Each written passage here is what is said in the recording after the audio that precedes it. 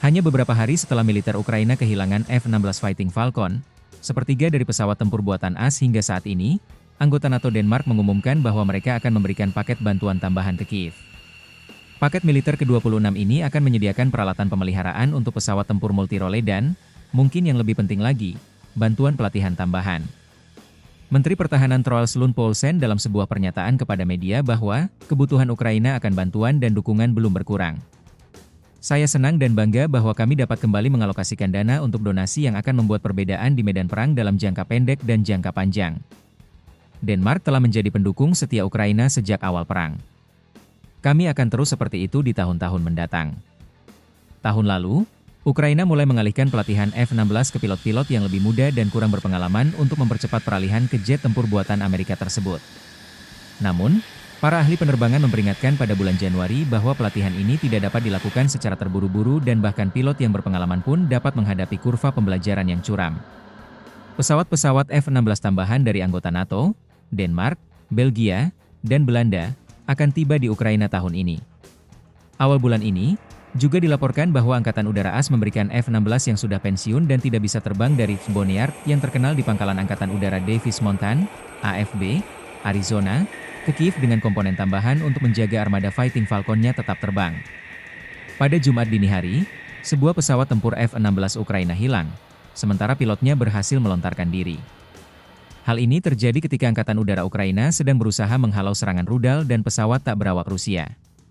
Menurut data awal, pilot menghancurkan 3 target udara dan berusaha menghancurkan target keempat, menggunakan meriam pesawat, demikian pengumuman Angkatan Udara Ukraina, seperti dikutip dari Newsweek. Namun, keadaan darurat muncul di dalam pesawat. Pilot membawa pesawat menjauh dari pemukiman dan berhasil melontarkan diri, tambah UAF. Berkat kerja cepat dari tim SAR, pilot berhasil ditemukan dan dievakuasi dengan cepat. Pilot yang tidak disebutkan namanya itu diperkirakan akan pulih.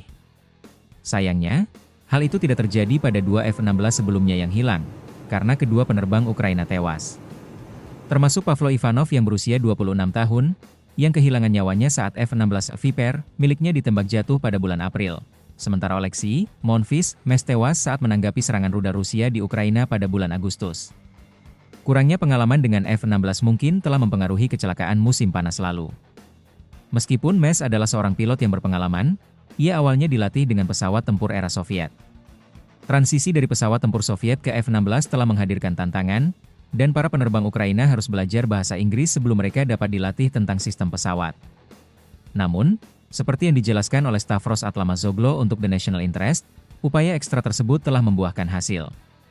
Meskipun Angkatan Udara Ukraina belum mampu membangun superioritas udara di atas Ukraina, mereka telah cukup efektif dalam mencegah musuh Rusia melakukan hal yang sama, membantu menyeimbangkan keseimbangan kekuatan dan mencegah kedua belah pihak mendapatkan keuntungan yang menentukan di darat, tulis Atlamazoglo. Dia menambahkan, dalam hal korban yang ditimbulkan oleh Angkatan Dirgantara Rusia, Angkatan Udara Ukraina mengklaim telah menembak jatuh 2.496 rudal jelajah, 465 peluru kendali yang diluncurkan dari udara, 97 rudal balistik, 40 rudal aerobalistik KH, 47 M2 Kinsal, dan 17.575 pesawat tak berawak bunuh diri tipe Shahed.